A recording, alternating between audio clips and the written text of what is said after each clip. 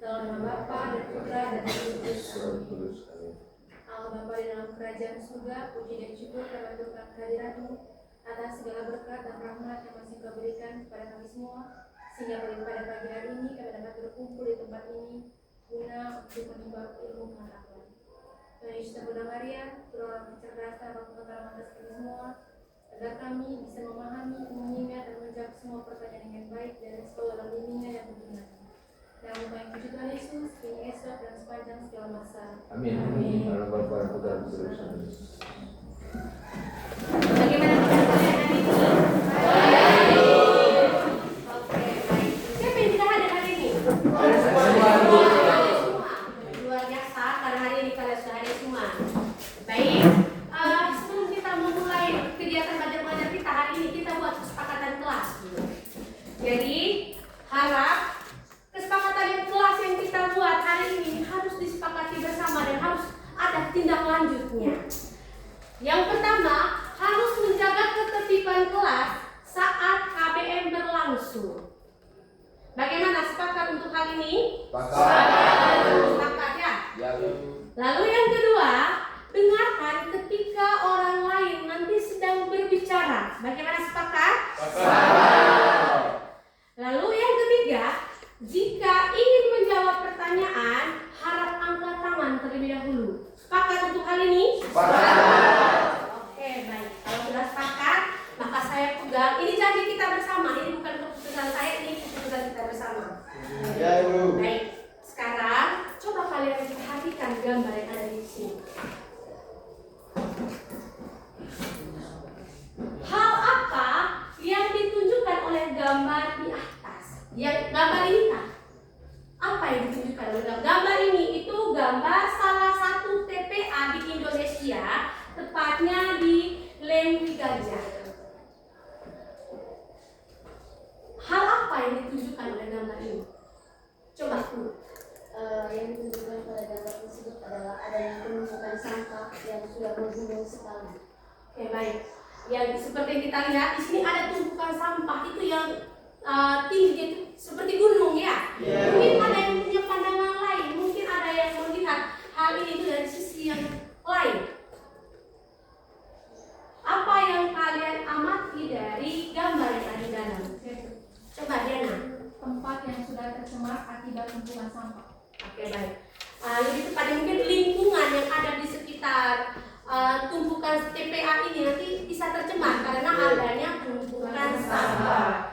Jadi gambar tumpukan sampah yang tadi itu menunjukkan adanya pencemaran lingkungan, penyebaran penyakit, dan juga akan ada potensi bencana alam jika sampah-sampah yang ada di TPA itu tidak didaur ulang, yang dibiarkan tetap menggunung seperti itu.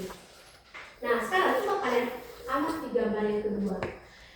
Gambar yang ada di sini ini merupakan salah satu dari 7 negara terbesar di dunia. Ini di kota Helsinki di Finlandia. Nah, pertanyaannya, apa yang terlintas di pikiran kalian ketika kalian melihat gambar salah satu kota terbesar di dunia? Apa yang ada di benak kalian ketika kalian melihat gambar ini?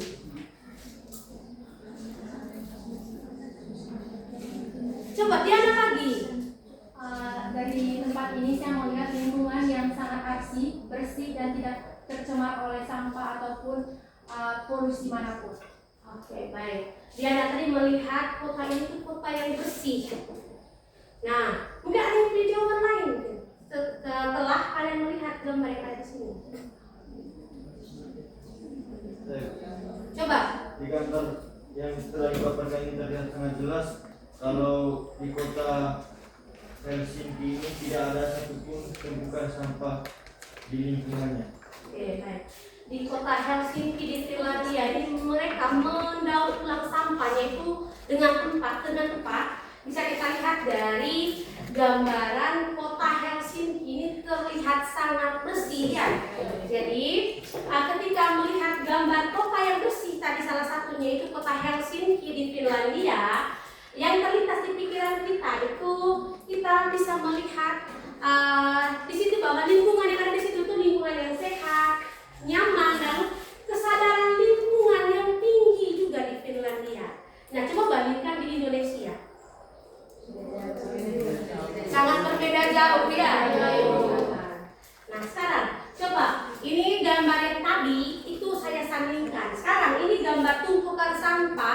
yang ada di Indonesia, tepatnya di TPA Lewi Gajah, dan salah satunya itu gambar salah satu kota terbersih di dunia, itu kota Helsinki di Finlandia. Nah, setelah kita membandingkan gambar yang tadi teman tulis, ini apa yang ada di benak kalian ketika kalian membandingkan kedua gambar ini?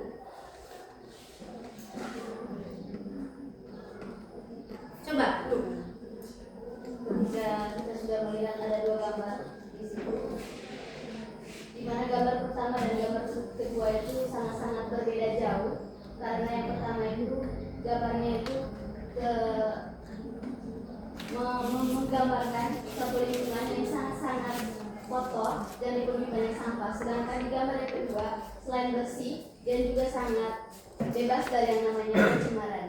Oke, baik. Anggap saja tadi jawaban yang dipaparkan oleh Ibu tadi mewakili kalian kelas 10 4 ya? Ya.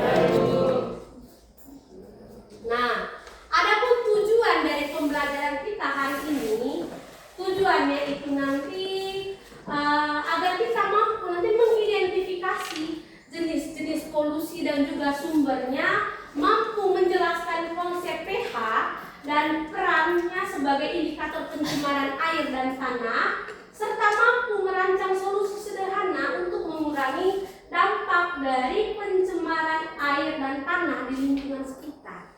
Jadi ini tujuan dari pembelajaran kita hari ini. Kalau melihat dari tujuan pembelajaran yang akan kita pelajari hari ini, bisa dilihat bahwa materi ini erat sekali dengan kehidupan kita tiap hari ya. Jadi materi ini penting untuk kita pelajari bersama. Kenapa? Karena nanti erat sekali hubungannya dengan kehidupan keseharian kita juga. Nah, coba saya lihat ini sudah mulai tegang. Kita buat ice breaking dulu ya. Biar kita tetap fokus nanti ketika kita melanjutkan materi hari ini. Ada yang tahu tepuk fokus? Ada, Bu. Ada ya? Kita buat tepuk fokus saja. Saya coba ilustrasikan tepuk fokus itu. Tepuk yang pertama, ku melihat. Tepuk yang kedua, nanti ku mendengar. Yang ketiga itu mengingat. Dan tepuk yang terakhir nanti fokus. Untuk fokus nanti bisa kalian mau buat gaya apapun tidak apa-apa ya. Coba berdiri semua. Ya, kita tetap fokus. Coba kita mulai 1, 2, 3. Melihat, mendengar, mengingat, fokus. Bagaimana? Sudah fokus untuk menerima pembelajaran hari ini? Sudah. Silakan duduk. Nah, karena hari ini kita belajar tentang polusi air dan juga polusi tanah. Di sini sudah tersedia dua gambar. Gambar yang pertama, yang bagian kanan itu gambar polusi tanah, sedangkan yang polusi air yang pertama, sedangkan gambar yang bagian kiri itu adalah gambar dari polusi tanah. Yang pertama ini, yang sebelah kanan ini polusi air, sedangkan yang di sana itu polusi tanah. Bisa kita lihat di sini, yang gambar polusi air itu siapa yang sering melakukan hal itu di dalam kehidupannya tiap hari? Yang biasa membuang limbah sabun mungkin ke selokan, siapa? Hampir semua sudah pernah melakukan. Maka itu tidak boleh lagi. Itu menyebabkan polusi air ya. Yang awalnya itu air bersih, karena kalian buang limbah, kalian punya sabun cuci pakaian dan apapun itu, maka air nanti pasti tercemar. Lalu yang kedua itu limbah tanah. Bisa kita lihat yang di sana. Polusi tanah yang di sana itu menyebabkan, di gambar kedua itu disebabkan oleh banyak yang membuang sampah ke selokan yang mengairi sawah, sehingga menyebabkan sawah itu dia tercemar. Nah, pertanyaannya, kira-kira bagaimana sungai yang tercemar dapat mempengaruhi kesuburan tanah, dan mengapa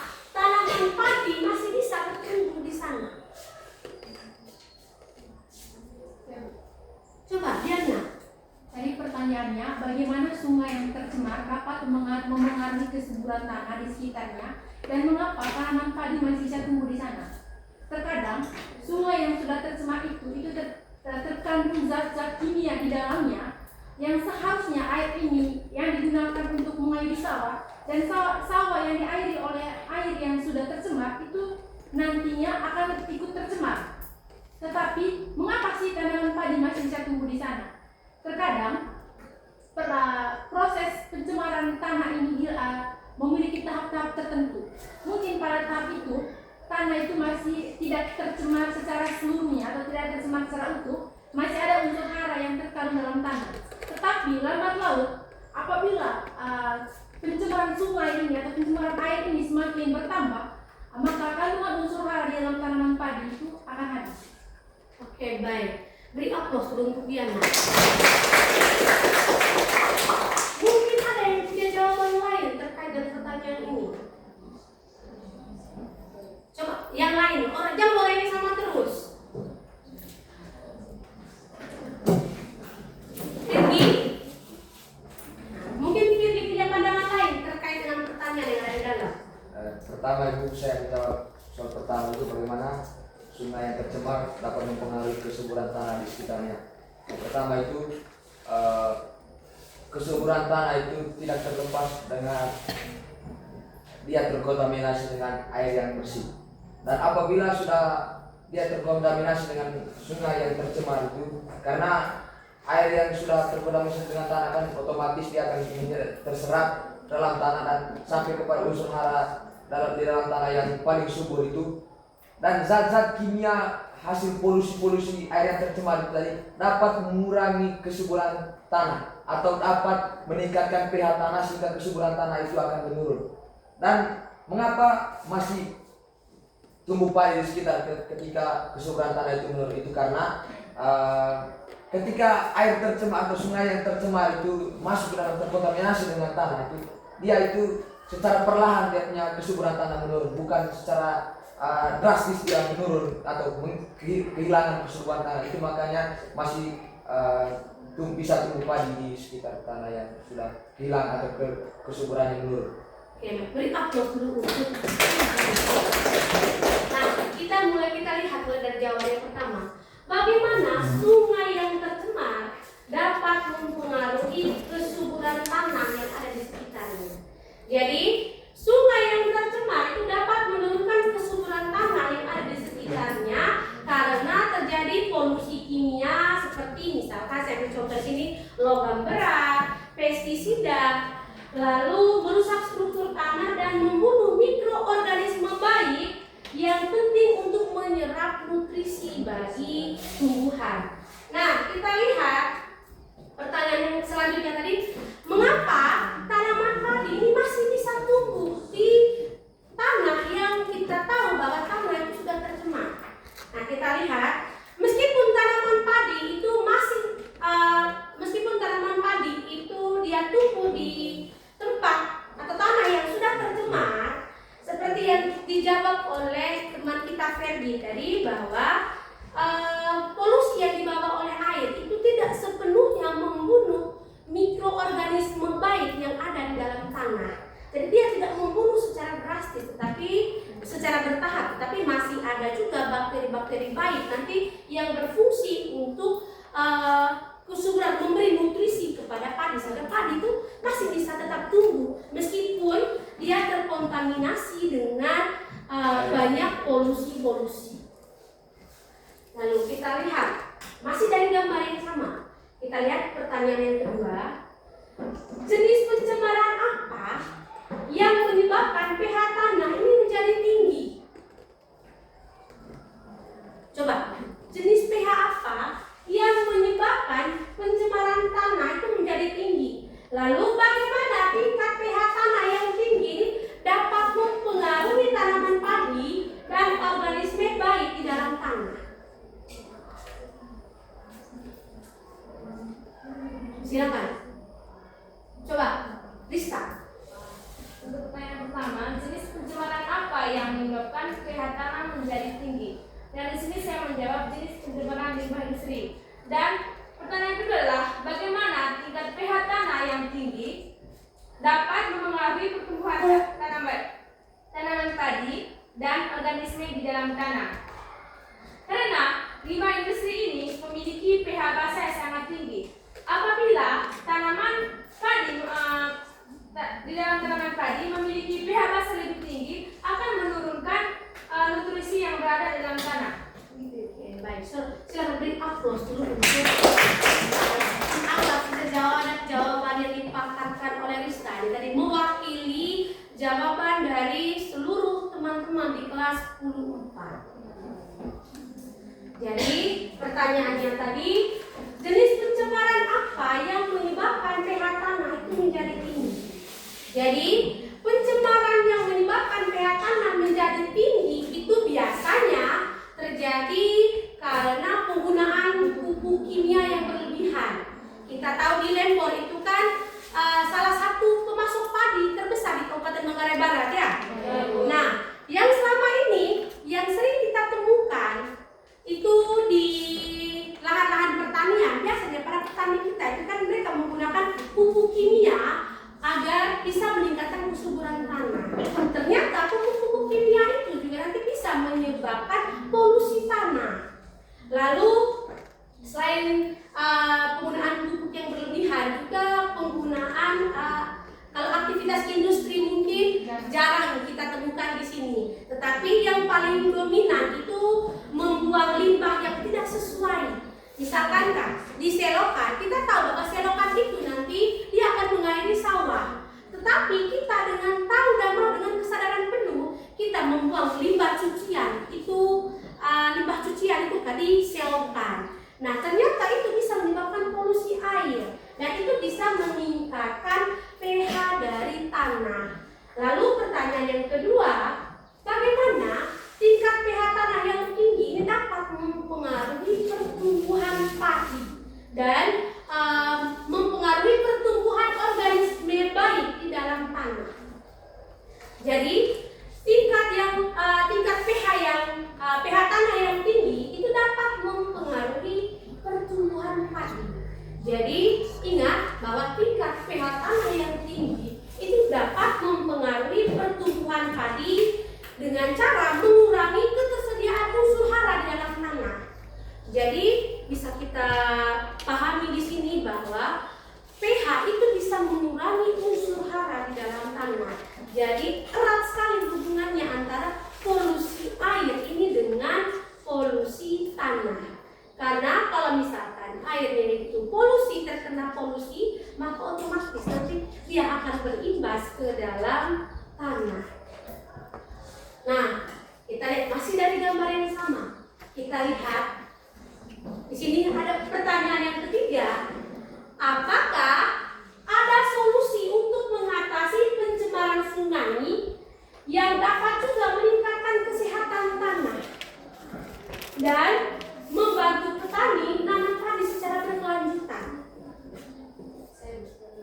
Coba, Solusinya yaitu dengan menjaga kebersihan di lingkungan sekitar sungai dapat meningkatkan kesehatan tanah dan juga membuat air di sungai dapat lebih bersih sehingga petani dapat menanam padi secara berkelanjutan dan mendapatkan hasil panen yang lebih baik. Oke, baik, luar biasa. Jadi mungkin cara sederhananya itu dengan yang sering kita lakukan kan kita membuang sampah di sembarang tempat, kita membuang sampah ke selokan. Mungkin cara sederhananya itu mulai dari sekarang. Tidak boleh membuang sampah dalam bentuk jenis apapun itu ke selokan. Kenapa? Karena itu nanti sangat berdampak terhadap selain kepada petani ya terhadap kita sendiri juga. Mungkin bagi kita ya nanti bisa menyebabkan beragam penyakit, tetapi bagi petani itu nanti dia bisa berpengaruh terhadap pertumbuhan padinya. Jadi mari di sini kita saling menjaga, kita menjaga lingkungan agar juga petani nanti bisa menikmati hasil panennya itu dengan memuaskan.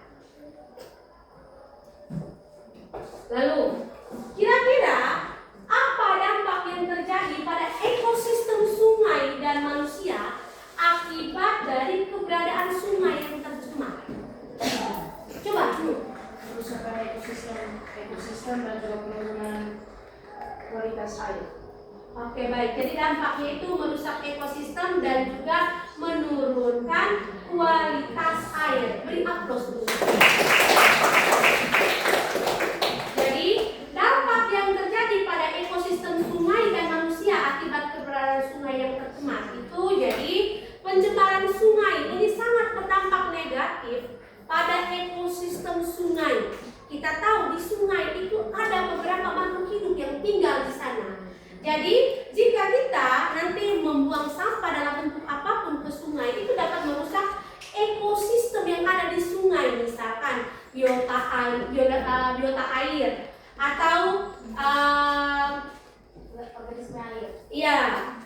Lalu juga kalau untuk manusianya kira-kira apa?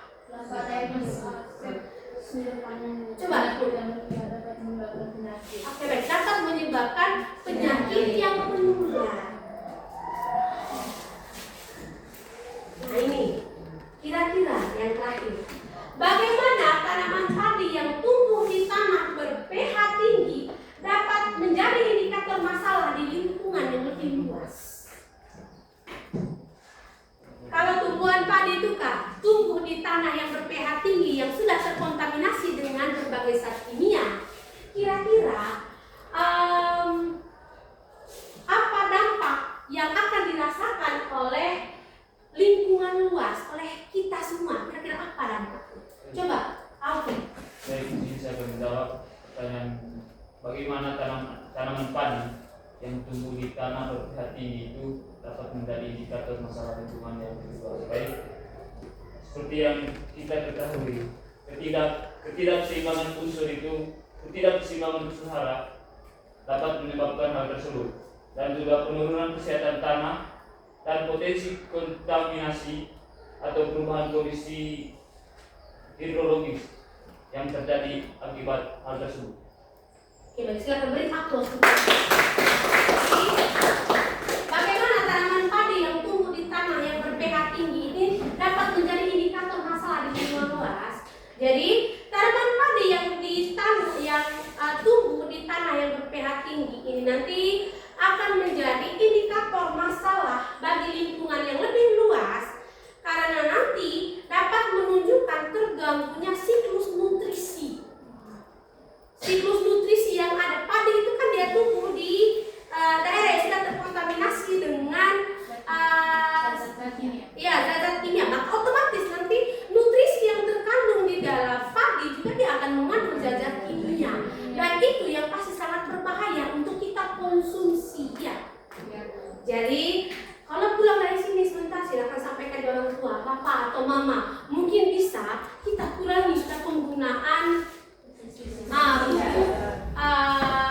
pupuk kimia, kita beralih ke misalkan pupuk kompos dan lain sebagainya. Jadi sekarang silahkan kalian duduk dalam bentuk kelompok. Apa yang sudah dibagikan? Iya, silakan duduk dalam bentuk kelompok yang sudah dibagikan minggu kemarin.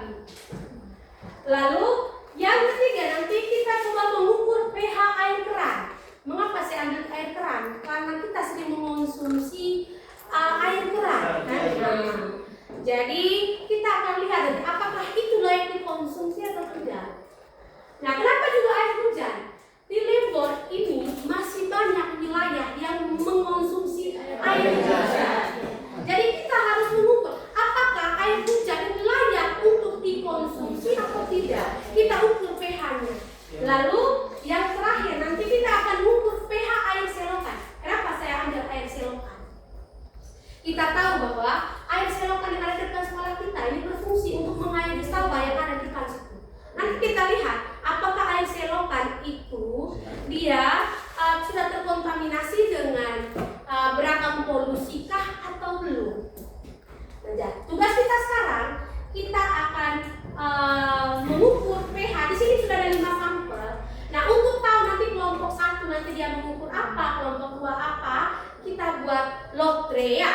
Kita lotrenya itu kita menggunakan aplikasi Stopwatch. Kita lihat siapa kelompok yang lebih cepat, maka dia yang mendapatkan, dia yang akan membahas topik yang pertama.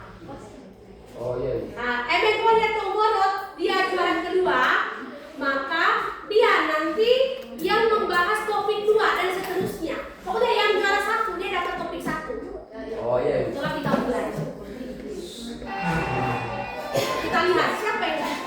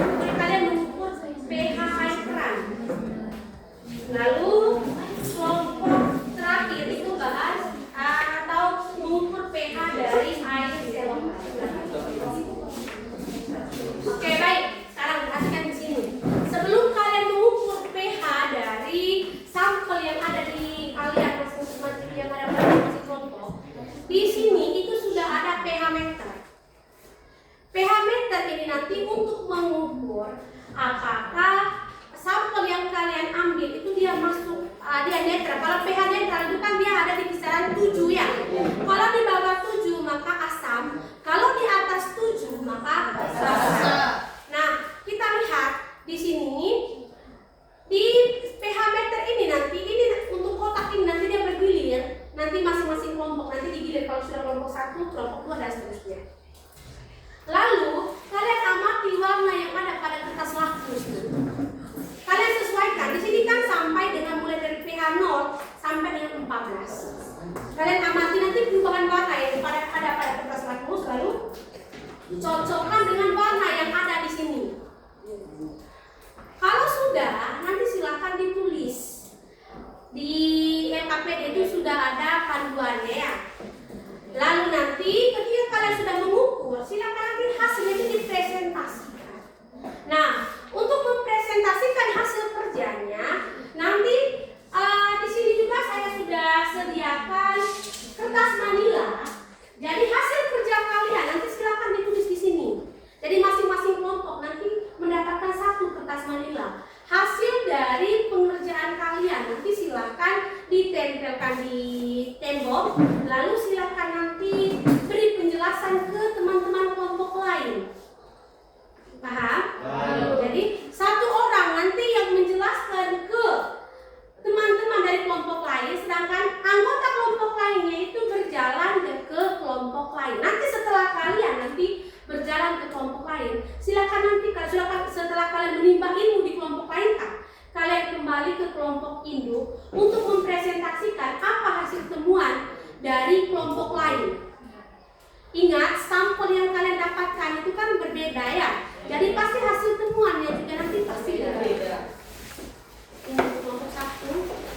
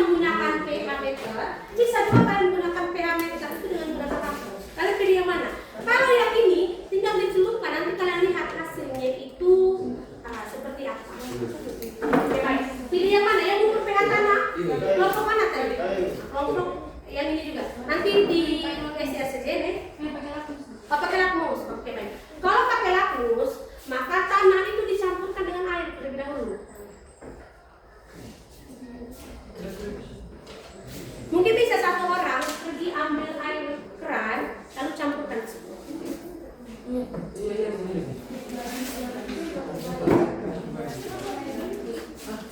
Nanti kemudian kita semua ini. Iya. Iya. Kami punya Tidak pakai air. Kalau misalnya kamu menggunakan diameter ini, maka nanti kita menggunakan air. Iya.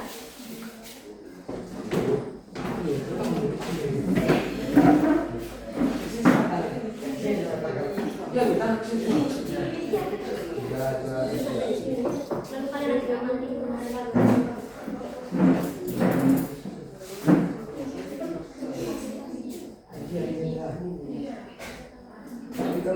celupnya itu selama kurang lebih 30 detik, maksimal itu 1 menit.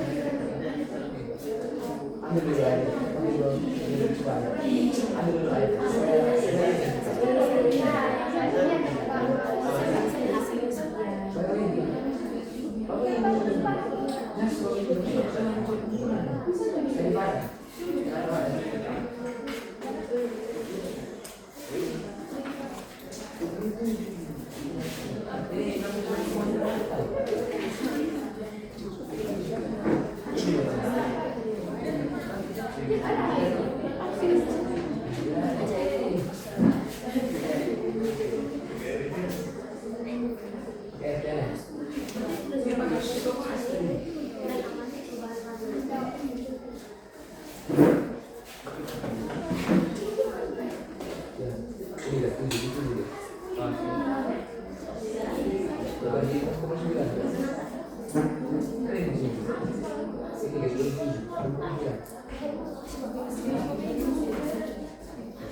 0,9 ya. Dia katanya ada di 0,9.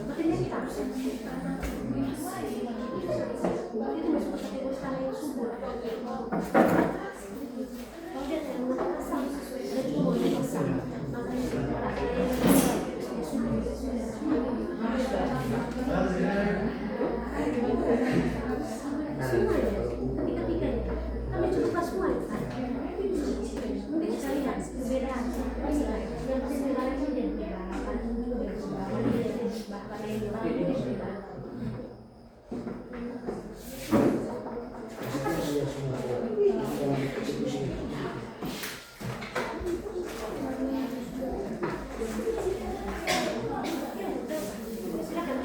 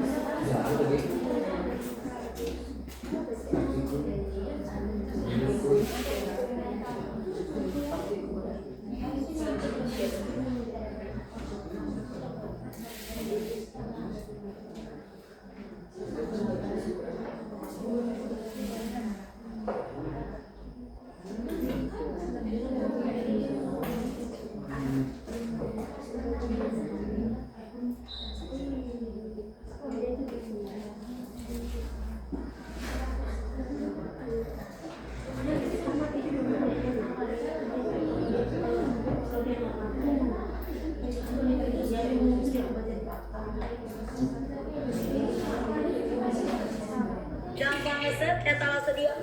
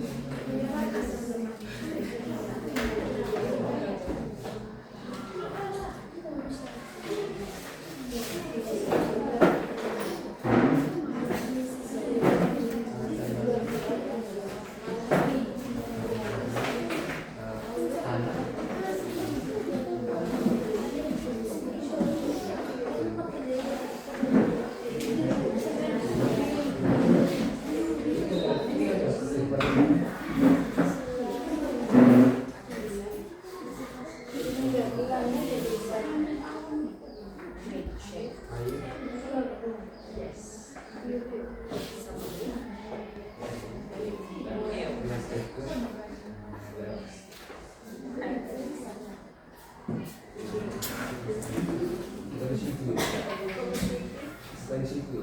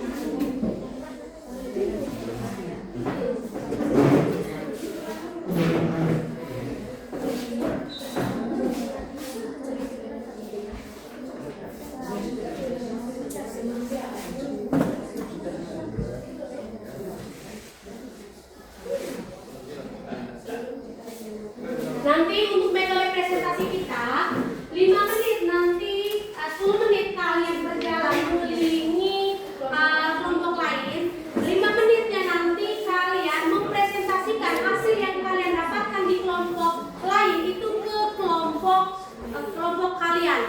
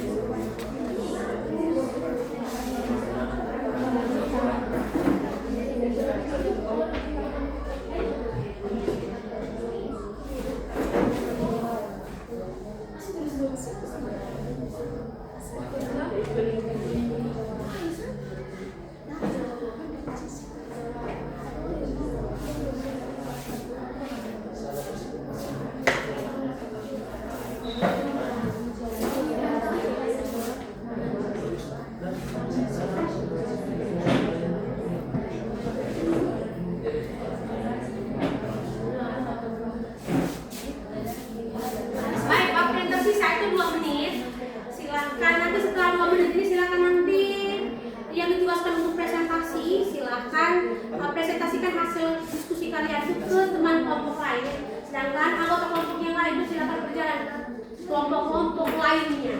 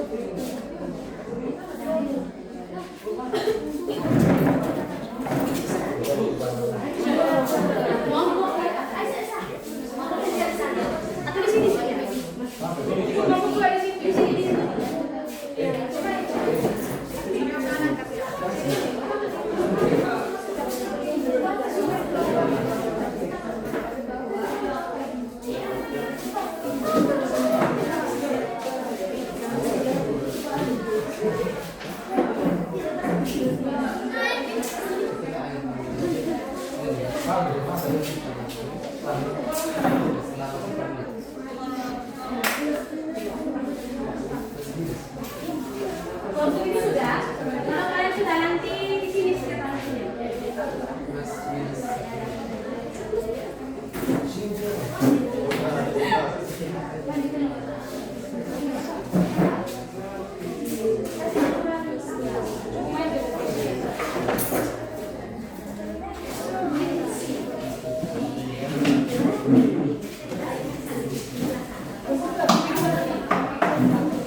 Kamu punya kadang di sini saja.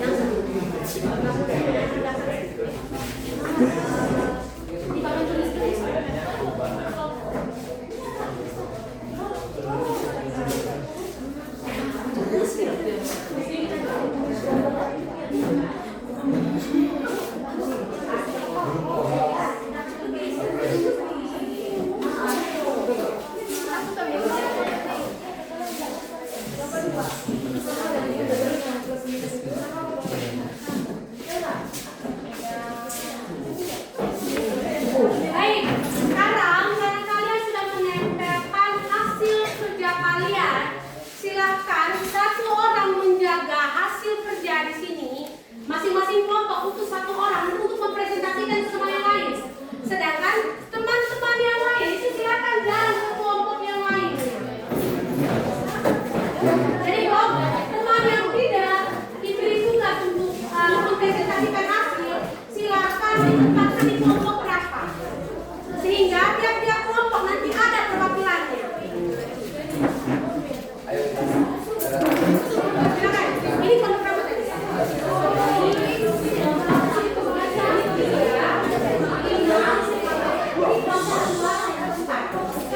Silakan, ini kelompok 1, kelompok 3, 5, 2 dengan 4. Mana yang jaga kelompok 3? Yang ditugaskan untuk mempresentasikan hasil.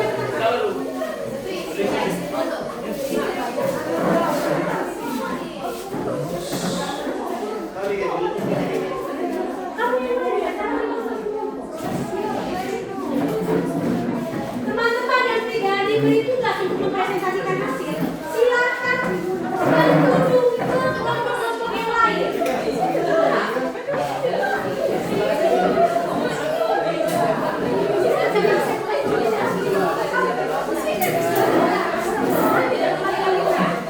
Iya. dijual masih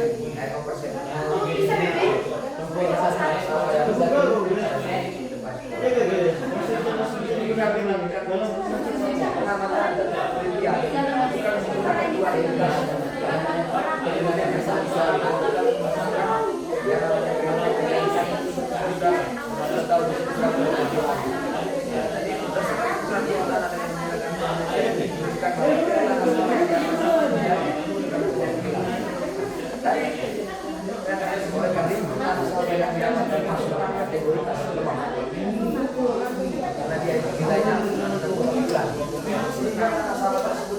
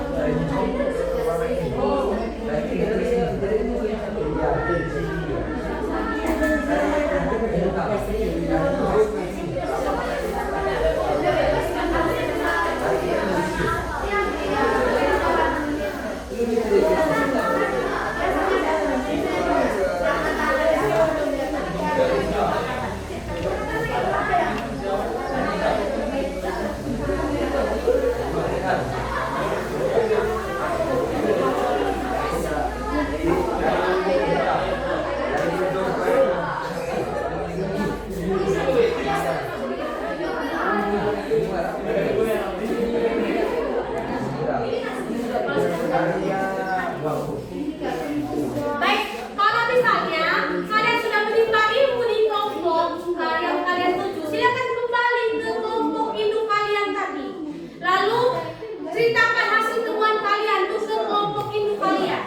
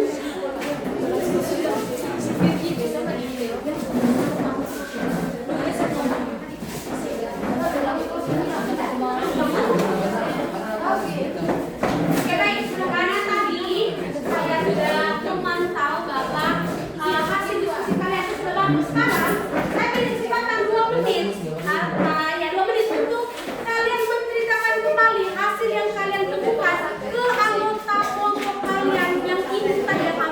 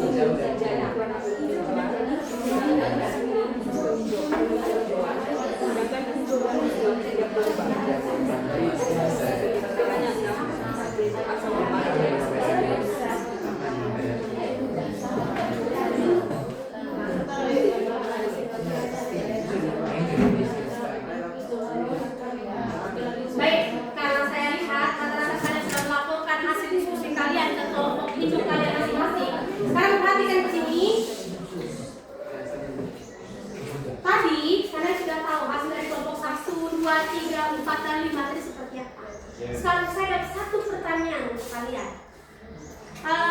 Pertanyaannya sederhana sekali. Apakah sampel tanah yang kalian sudah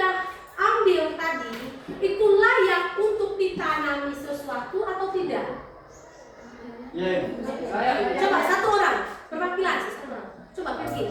Kalau berdasarkan kami hasil pengamatan dari Ibu, yaitu tanah sawah itu kami secara ambigu juga bisa mengatakan bahwa layak untuk ditanami karena dia itu masuk dalam asam lemak dan kami golongkan dalam tanah subur. Oke, baik. Beri aplaus dulu. Lalu pertanyaan saya yang kedua. Apakah sampel air yang kalian uji tadi dari hasil diskusi kalian, yang air terutama itu untuk air PDAM dan juga air hujan, apakah itu layak untuk dikonsumsi atau tidak? Coba. Hasil pengalaman dari air keran yang kami amati itu hasilnya itu masih bisa dikonsumsi karena yaitu tergolong asam lemak dan pH-nya itu 6. Oke, baik. Beri aplaus dulu.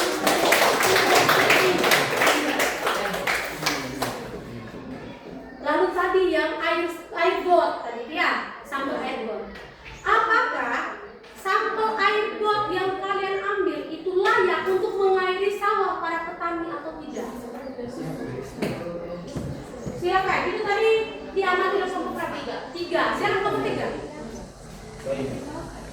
Ini kami akan membicarakan tentang air got yang kami amati, bahwa air got ini memiliki pH 5, yang dimana pH 5 ini tergolong dalam asam lemak, dan asam lemak ini sangat berdampak negatif bagi pertumbuhan tanaman. Oke, baik. Terima kasih untuk jawaban Anda. Silakan beri aplaus untuk kelompok kalian masing-masing. Baik, luar biasa sekali. Baik. Kalau saya melihat saya mengamati juga dari presentasi yang kalian lakukan hari ini, semuanya itu dari sampel tanah. Jadi kita itu kan dari sampel tanah yang ada di gua, tanah yang ada di sawah, yang bukan masa familia, lalu juga air got yang difungsikan untuk mengairi sawah para petani, air PDAM dan juga air keran. Itu kalau untuk tanah itu layak untuk ditanami sesuatu. Berarti luar biasa sekali. Bumi Lebor ini sangat subur ya.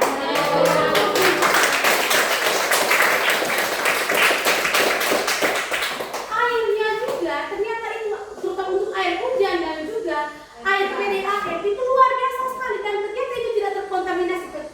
Sekalipun itu asamnya itu 6, tapi itu masuk di kategori asam yang lemah, dan itu masih layak sekali untuk dikonsumsi. Beri aplaus.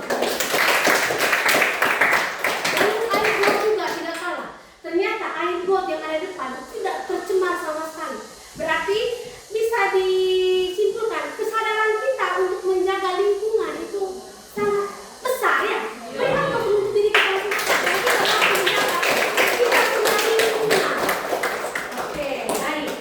Sekarang di sini saya sudah menyiapkan pertanyaan refleksi. Pertanyaan refleksi ini nanti untuk kalian jawab. Silakan. Pertanyaan yang pertama, bagaimana sampah yang kita hasilkan setiap hari itu bisa mencemari air dan juga tanah? Kira-kira bagaimana sampah yang kita hasilkan itu bisa mencemari air dan juga tanah? Coba, Diana. Seperti yang kita ketahui, jenis sampah itu ada dua macam. Yang pertama, sampah organik dan sampah anorganik. Ada beberapa sampah yang di dalamnya itu terkandung zat kimia di dalamnya. Salah satu itu adalah sampah hasil industri. Apabila sampah tersebut itu dibuang di tempat yang tidak seharusnya, misalnya di tanah atau di sungai, hal tersebut itu bisa menimbulkan pencemaran air maupun tanah.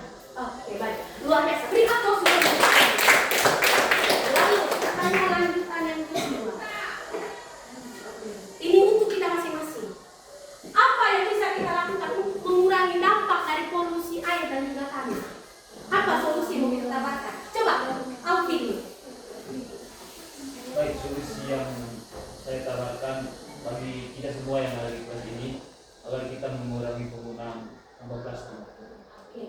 Salah satu yang mau ditawarkan oleh Alvin tadi, kita mengurangi sampah plastik. Coba mungkin ada tawaran lain. Membuang sampah pada tempatnya. Membuang sampah pada tempatnya. Coba, Rista.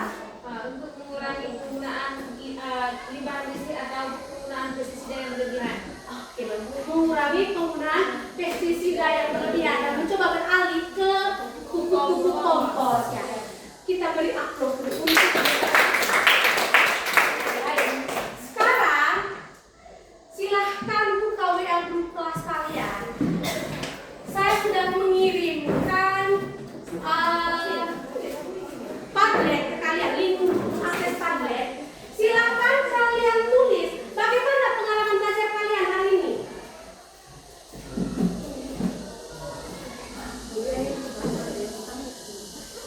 Di situ di bagian ujung itu ada tanda tambahnya nanti. Oh ya, yang Padlet. Silakan kalian ceritakan bagaimana terkait dengan pengalaman belajar kalian hari ini. Apakah ada hal baru yang kalian temukan dari pembelajaran kita hari ini? Silakan dituliskan di Padlet, lalu langsung di-share. Nanti langsung muncul di layar di sini. Kalau kalian malu menulis nama, silakan jangan ditulis namanya. Jangan ditulis nama. Lalu kalau ada teman-teman yang mau menceritakan terkait dengan metode mengajar saya hari ini, silakan dituliskan di Padlet ya.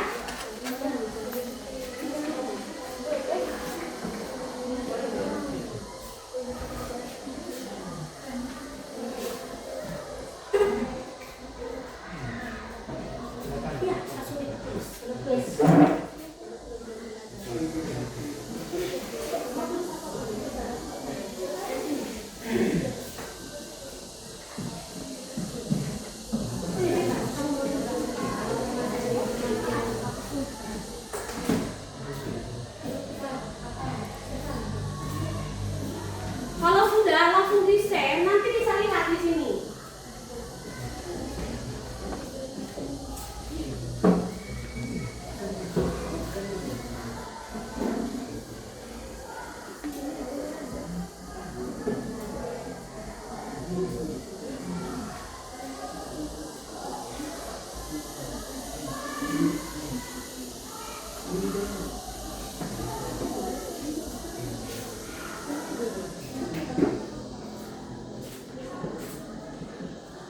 Sudah? Belum ada satu orang pun dari kelas ini yang mengirimkan hasil jawaban kalian.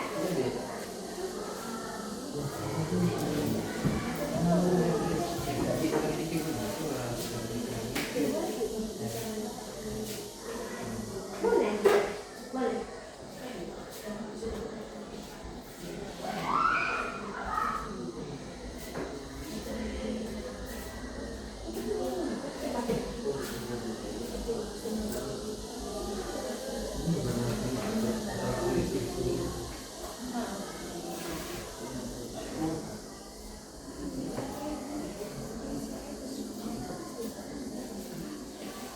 Kalau sudah, bisa langsung jawabannya dikirim.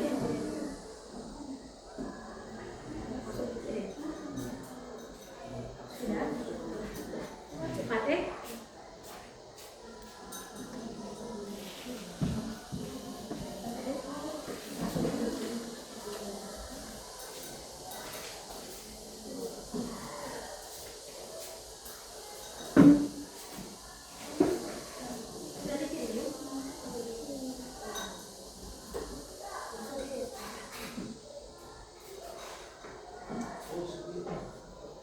Oh, sudah ada yang mengirim ini. Yang saya dapatkan hari ini, saya dapat mengetahui bahwa air keran yang kami konsumsi selama ini masih tergolong aman. Lalu juga, good luck Ibu. Saya senang cara ketika mempresentasikan materinya dengan sistem jual beli. Oke, baik. Saya sangat menarik karena saya dapat memahami lebih dalam mengenai materi ini dengan hal yang baru yang saya dapatkan mengenai polusi air dan juga polusi tanah. Oke, baik. Sambil menunggu teman-teman yang lain mengirimkan jawabannya, saya minta satu orang untuk menyimpulkan pembelajaran kita hari ini. Siapa yang bisa menyimpulkan hasil dari pembelajaran kita hari ini? Yang mana tadi kita sudah belajar terkait dengan polusi air dan juga polusi tanah. Yang dimana juga tadi di dalam proses pembelajaran ini tadi kita sudah bisa mengukur kadar pH air dan juga pH dari tanah. Coba Diana. Oke, kesimpulan dari materi yang telah kita jelaskan bersama pada pagi hari ini adalah bahwa untuk mengurangi pencemaran tanah dan air di lingkungan sekitar kita itu perlu kesadaran dari diri kita masing-masing agar tidak terjadi pencemaran tanah dan air secara berkelanjutan. Maka pentingnya meningkatkan rasa kepedulian kita terhadap lingkungan di sekitar kita. Salah satu contohnya adalah dengan tidak membuang sampah sembarangan.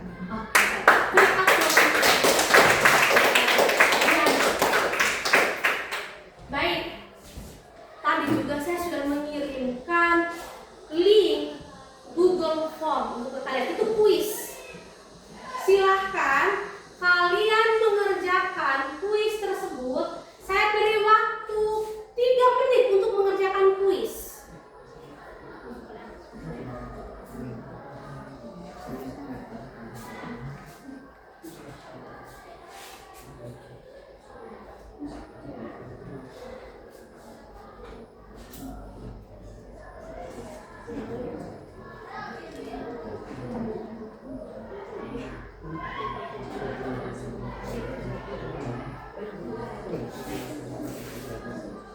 Linknya sudah bisa dibuka.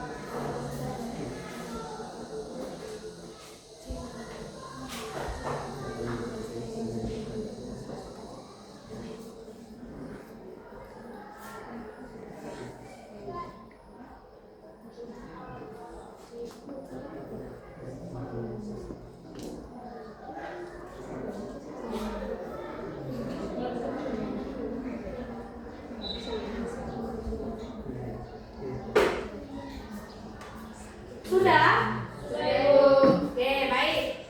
Sudah. Baik, minggu depan kita masuk ke materi yang berikutnya. Nanti minggu depan itu saya minta kalian semua untuk membawa HP. Kenapa? Karena minggu depan itu kita akan buat kampanye terkait dengan solusi yang mau ditawarkan terkait materi sebelum-sebelumnya. Kemarin itu kita sudah bahas terkait dengan materi polusi suara dengan udara, dan hari ini tadi kita mempelajari materi terkait dengan polusi air dan juga tanah.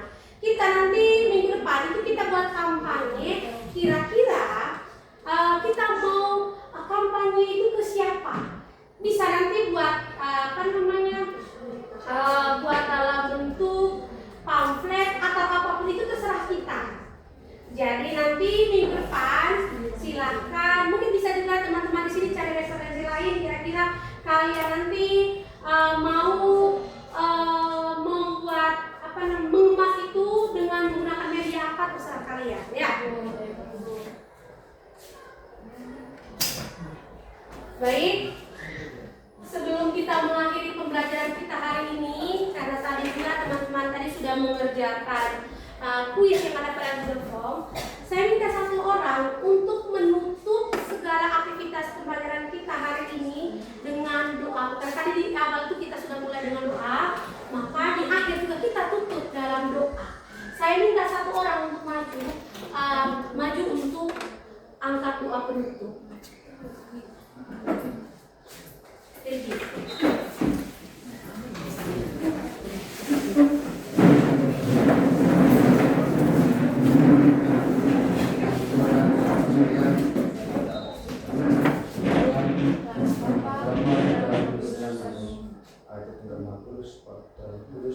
Terima kasih untuk segala berkat dan ternyata pertama nafas kehidupan yang boleh kami rasakan sampai detik ini. Sekarang kami akan melakukan aktivitas selanjutnya. Bimbinglah kami selalu segala urusmu ke atas kami semua. Dengan pengantaran Kristus Tuhan kami. Amin. Amin.